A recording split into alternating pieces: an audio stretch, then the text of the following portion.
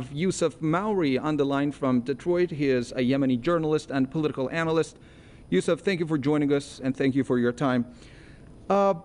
Given the truce that is first of its kind since 2016, where do you think this decision, sacking the former vice president and transferring Mansour Hadi's powers to what is called a presidential leadership council, stand in the current climate?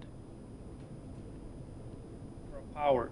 There is no ceding of power. There is no presidential council. There is no quote-unquote legit Yemeni president as far as the Sana'a government is concerned. Abdurabu Mansour Hadi cannot cede power if he simply does not have power. In fact, Abdurabu Mansour Hadi's regime, they wouldn't even be able to issue a speeding ticket to an 80-year-old grandma, let alone dictate the political policies of the country. This is as far as the Yemeni people are concerned and the Sana'a government, because what's clear is that those who are able to exert any type of influence are the parties that are on the ground, is Ansar Allah-backed government and the forces loyal to Saudi Arabia in the province of Madib and the province of Taiz. These are the only acting parties in the country who can exert some type of influence in deciding the fate of the political affairs of the country. Nothing Abdurabu Mansour does or this newly established presidential council will have any impact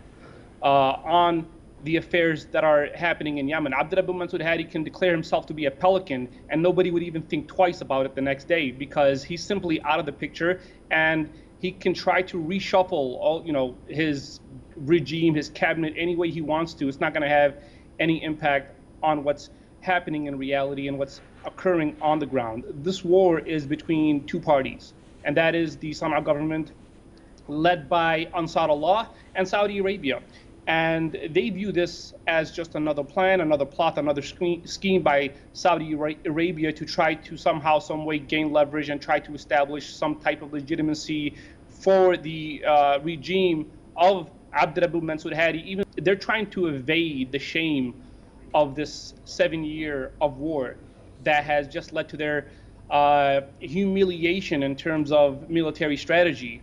Because Ansar Allah is still in power, they're still able to launch ballistic missiles into Saudi Arabia. Saudi Arabia is trying to play the middle ground now. They're trying to parade themselves or present themselves as the peacemakers. And Saudi Arabia is trying to sell this pitch that they're trying to establish peace between Ansar Allah and the Hadi-backed government. And that's a pitch that a lot of people are not buying, because for the simple fact is, people know that Abdurabu Mansour Hadi's regime is loyal and has taken its orders from Saudi Arabia. And the fact of the matter is, the war is between Saudi Arabia and Yemen. It's Saudi Arabia who's been bombing every single province in Yemen. It's Saudi Arabia who's responsible for the strangling blockade that has resulted into the deaths of tens of thousands of innocent Yemenis. It's not the Hadi government. The Hadi government does not exist in the element chart when it comes to the conflict in Yemen. So, and this is what Ansar Allah is trying to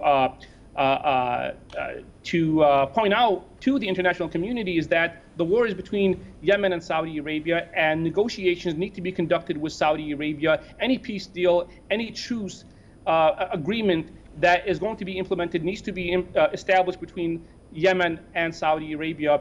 And so this latest declaration by Abdurabu Mansour Hadi is not going to have any impact on the ground. It's not going to change the balance of power in Yemen.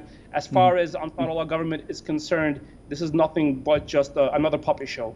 We talked to our correspondent earlier today, and he said one of the stated purposes, and we don't know yet for sure whether that purpose is going to actually come through or not, but one of those stated purposes is that this council is going to hold negotiations with Ansar Allah. Do you think that will happen?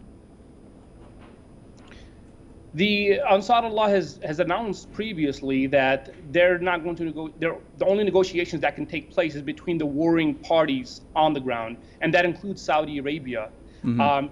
Saudi Arabia is willing to step up to the plate and call on Ansar Allah to engage in negotiations, and this is something that Ansar Allah government has announced that they are willing to do. However, they're simply not going to be tricked into negotiating with the regime of Abdurabu Mansour Hadi, knowing very well that this war is not between Ansar Allah and the Hadi regime. This is a war between Yemen and Saudi Arabia, because they're the ones who are calling all the shots.